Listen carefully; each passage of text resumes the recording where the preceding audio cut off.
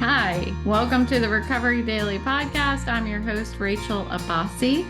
I'm a grateful recovering alcoholic and stroke survivor. Today, I want to talk about practice, don't preach. This was the topic of my morning meeting today, and it's a little bit of a touchy subject in my life, but I'm going to go for it. I'm going to go dive right in, and we'll see what comes out of my mouth. So, if that's not a reason to stay and listen to the whole thing, then I don't know what is. Okay.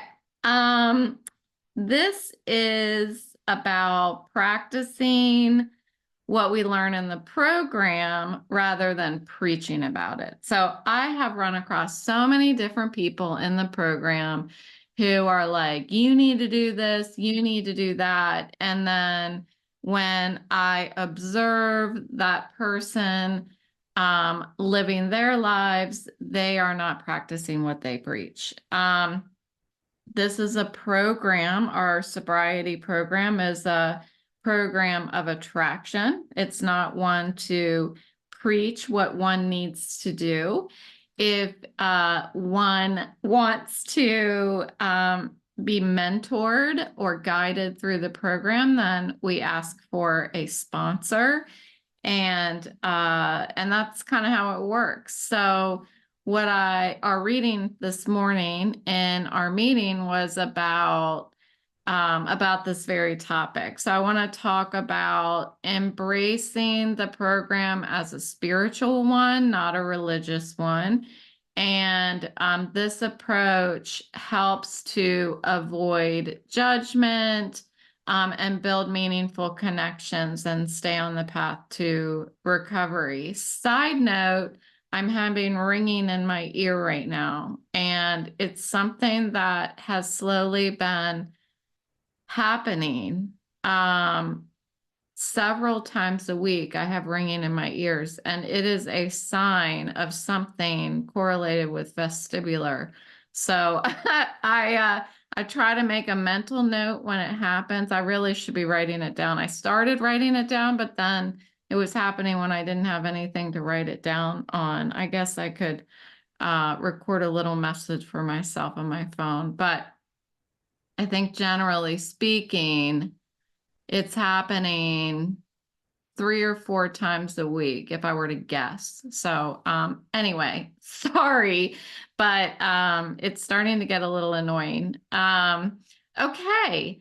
So embracing this program as a spiritual one and not religious. One of the core tenets of the program is that it's spiritual and not religious. And that means we respect everyone's beliefs, no matter what they are. You don't have to believe in God. You could believe that your shoe is God. It doesn't matter. We don't impose any specific religious views on one another. And man, wouldn't it be nice if the world functioned that way? If the world functioned where we do not impose any religious or political views on each other. But that is how the program works. And it's fascinating to me that it happens. I have seen here and there, but very few and far between, some political and religious views that pop in. I think that we're human, so that kind of thing has got to happen every now and then. But for the most part, people who are prioritizing their sobriety and are a part of the program for the purpose, our single purpose, which is to stay sober, they recognize that. And the program comes before all else. So we want to encourage people to find a higher power that works for you, whatever it might look like. It does not matter. I swear it doesn't matter. I didn't know what I was doing at first. I still don't know what I'm doing, but my concept of my higher power is my own and includes a little bit of what I hear other people talk about in the program. But this openness allows for a diverse and inclusive environment where everyone feels welcome. Again, wouldn't that be nice in real life? It is real life in AA, but otherwise, not so much. So here's the controversial part of what I wanted to share, because this is something that happened to me. This is an experience that happened to me. And I feel sorry for the little girl that was me that this happened to, but I'm going to share it because it's important. It's important to talk about these different experiences that we have before we get sober. sober. When we're younger, all of us come into the program with different experiences. Some just beautiful. You know, some of us were raised with this beautiful religious experience. Others had a terrible experience and have just said no, turned their back on any concept of God or religion and swore it off for the rest of their lives. Some people have that. This program, this sobriety program, works for any of you, works for anybody. It doesn't matter what your experience has been with your concept of God. So here's my experience. When I was younger, I went to a camp, a summer camp, and I was not aware that this summer camp was of the religious nature, strongly religious nature. What I did know, because I was young, I think I was in middle school at the time. So I might have been a little younger even. I might have been in fifth grade. I'm not quite sure, but you're getting my drift. I was around that very impressionable age in my life. And all I knew is that I wasn't allowed to wear shorts above my knees. And I think that's about it. I think that's about all I really knew. So when I got there was a lot of God talk, which is fine. I've always wanted to have a relationship with God, or I wanted to be educated. Like I grew up, we went to Sunday school, and I was always interested in learning about this person, you know. Um, so I was enlightened by that. What I did not like was having to go on the water slide wearing jeans or going horseback riding, you know, wearing jeans. And I mean, some of those things were just safety precautions as well. But I had to wear jeans like the whole time, and it was like 100 degrees outside. It was terrible. But okay, so here's the terrible part. One night, so all the kids had counselors, and one night we were getting ready for bed, and my counselor wanted to talk to me. So we sat on the floor in the hallway, and she talked to me about what my beliefs were. And I don't know, I had very, very basic and immature views of religion and God and stuff. All I knew is what I learned in Sunday school, which was, I was little then. So this counselor asked me if I was saved. And I was like, I don't know what that means. What does that mean? And so she explained to me that if I am saved, I get to go to heaven. And if I'm not saved, then all the birds will come down and brand everybody who's left on earth and didn't get to go to heaven, will brand everybody 666, and they will, nobody will get to eat. And it was hell. She was telling me that Earth would become hell, and that is what my future was. So I was terrified. I went to sleep crying, and I prayed that I would be saved. So then the next night, um, we had like the end of week campfire, and the pastor got up and was talking to everybody. And then he asked who had been saved over the course of the week. And so I raised my hand. And I raised my hand, and like people were sobbing and crying out of joy that the people who raised their hand had been saved. So after I left that camp, I was terrified to ever bring up what happened because there was so much fear in me that I was scared. I was scared.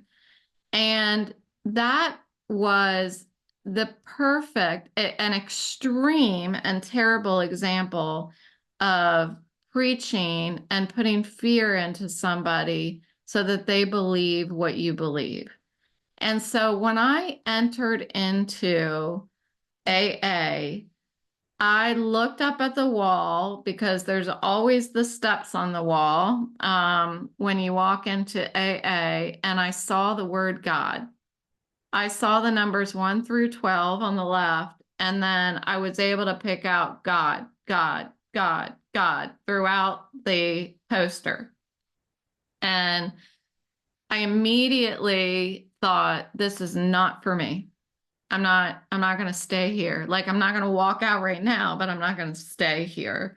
This is going to be the only meeting I'm going to go to. And then as I sat there and I listened to these people talking about drinking, I mean, I was not even close to being ready to quit drinking.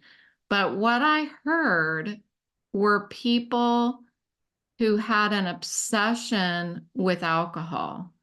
And they shared a little bit about what that felt like.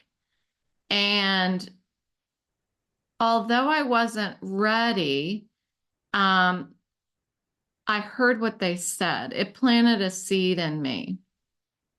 But I was still so consumed by the fact that the word God, God, God, God was on that poster that it was a hard time. I had a hard time really thinking about the separation of the two. And I thought, sure, these people talk about an obsession with alcohol, but they don't understand how bad it really is for me. You know, I'm worse. There's no way that I'm going to be able to not drink like them. And honestly, I didn't believe any of them weren't drinking. I truly, truly believed that they were all lying. You know, I believed that wholeheartedly that everybody in there was lying because that's what I did. That was reality for me, lying, you know? So in practicing and not preaching, it allowed me to hear how people live through the program. They weren't even necessarily talking to me about steps 2 and 3, which are very higher power, God oriented. From my perspective, they were, and I didn't need to hear that. I needed to hear what it was like and what it's like now, and that's what I got to hear in the shares. And they were practicing the principles of the steps rather than preaching the principles of the steps. It was living examples for me. When people see the positive changes in their lives, they share about how they practice the principles in all their affairs. And as they share about it, newcomers get to learn, compare in. Now, there's lots of people who compare out and they leave. And I was one of them. I compared out for years. I mean, I think I was trying to go to AA for a couple years at least, and I just kept drinking. Um, but there was something that kept bringing me back, and that is the fact that it's a program of attraction and not promotion. I was attracted to the principles. I wanted to smile like those people smiled. Even though I thought they were lying, I thought, well, I want to lie the way they do, you know? So I wanted to come back. There was something that was drawing me back. And when I was going to meetings in the beginning, I was going to a midday meeting, and because I worked at home. And so most people in that meeting were retired. So I didn't even feel so much like these people were like me, because I thought, okay, when I get to be their age, then I have to stop. I can keep just showing up and drinking. And then when I get retired, then I'll stop drinking. That's what, my mind was creating all kinds of scenarios, every scenario possible other than the scenario that was going to get me sober and stay sober. Those were the loopholes. As soon as I walked into the rooms of AA, I started looking for loopholes. And I don't think I'll ever stop looking for a loophole. That might not be true. I look for loopholes less. I told you guys that the loophole that I found, the only loophole I've ever found is a colonoscopy. Is when I got put under for my colonoscopy. It's true. That's a true fact. Anyway, so by showing up and having people not preach to me, but instead being able to just listen, being able to just go when it came around the room and it was my turn to share, I could just say that I pass. That even was more attractive to me, because I don't have to go and be center stage. I can listen. I can passively attend. And that's what a lot of people do in the beginning. They passively attend. That's what you want to do. You want to, I heard it today, take the cotton out of your ears and put it in your mouth. And you start to build friendships. You start to be able to connect with others through shared experiences. And that's what happened for me. The program also, by folks not judging me, has over time taught me how to not judge others. I still judge others. I don't want to sound like a saint, because I work really hard at not judging others, but I know that I still have it in me. Um, I was judging somebody, was it this morning or yesterday? I think it was yesterday. I was judging somebody, and I knew I was doing it, and I was doing some self-talk about, flipping the script and what might be this person may be sick and suffering, or all of these tools that I learned in the program for self-talk. And I did get myself out of judging that person. And I'm talking about that seriously because it is serious for me. It's something I've always done, and it's because there's something wrong with me. I judge people. I find flaws in other people because there's a flaw in me. And it's really important to me that I learn how to stop doing that. Um, Everyone's path in recovery is different. Not everybody is judgy like I am. Some people just know how to be a good person. I'm a good person, but I have a tendency to judge people.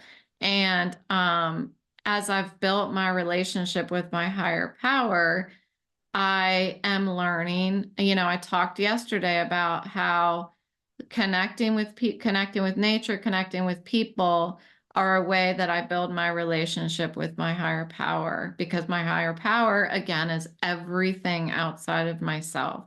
So as I build connections with people and I listen, I'm able to hear. If I listen long enough, I'm able to hear the very thing that I'm trying to figure out how to articulate this. The very thing that I was judging somebody about, if I shut up and I listen, I hear the reason why I shouldn't have been judging them, if that makes sense. Um, it's fascinating. I just remembered who I was judging. It was this morning. And it was amazing for me to watch myself get out of that this morning. That's what the program does for me. And it's beautiful. It is a beautiful transition in my life to be able to go from ugly judging to beautiful listening. Um, so I try to focus on my own journey, maintain an open mind. That's what the program gives me. The program gives me a supportive community where I can thrive and I can learn from others how to help others thrive as well, the way that they let me thrive. Accepting others for who they are, what they believe, and how they speak, how they live, all of that stuff, all of the stuff that I've always judged people about. I don't have to do that. I can accept them because they are none of my business. You know, I am my own business. And I've gotten to grow a lot spiritually because of that. And because of that, grow a sense of belonging. I'm belonging in a place where I never would have belonged before. And the only reason I didn't belong before was because of me.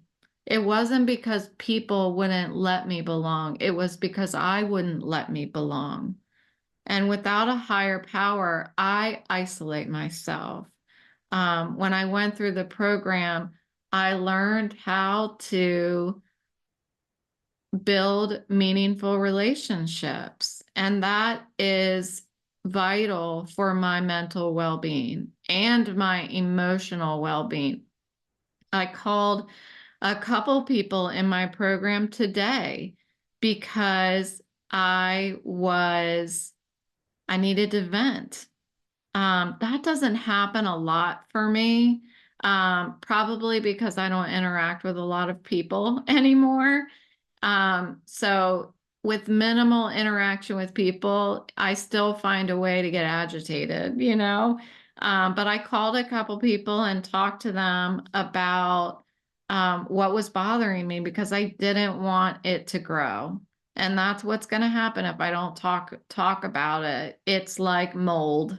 It really is. And if I keep it inside me in my cold, dark place, it's just going to grow and it's going to take over everything else. Every thought and feeling that enters me is going to grow mold on it if I don't get rid of that. So I just love this sense of community that keeps me grounded and keeps me motivated to stay on a path of sobriety, but also stay on a path of serenity. That is something that is just a gift I never imagined was available to me. So embracing this approach, this practice rather than preaching is just, I think, at the core of my sobriety program, respecting other people, what their beliefs are, who they are, and again, like telling myself when there's something that somebody may have said or done that either offended me or upset me, or I'm like, why the hell would somebody do that? I remind myself that I'm not the only one who's sick. You know, everybody's sick in some way. And by avoiding judgment and fostering connections, I create a supportive and inclusive community around me. Um, and this is what I want to do. I want to undertake recovery together with you all who are listening and everybody I run across. And that's how I find strength and hope every day to keep going on my path. So that's what I've got today. I've been feeling really, really crappy for the past several days. I'm not quite sure why. Ever since I took that Emgality injection, which I told you about, that was on the 31st. So it's been like 5 days. I've been feeling like somebody just took a hold of my head and just started shaking it or hit it, or like I hit it against some concrete or something. Like it just feels very jarred, like I don't want to move my head. Um, so I don't know. I'm just telling you that in case I have to miss um another podcast episode tomorrow. I don't know. I don't know what I'm doing. I feel like I'm missing so many of them now, but I hope that that doesn't deter you from listening. I just am trying to prioritize my health more than I have been throughout the year. There are times that I was recording that I got so dizzy that I thought I was going to fall over during the middle of a recording. I don't talk about it as much. Like today I mentioned that my ear was ringing. I don't normally tell you exactly how I'm feeling as I'm recording. If I did, it would be probably bothersome to listen to. But I guess I'm just putting it out there that I feel terrible. So thanks for listening.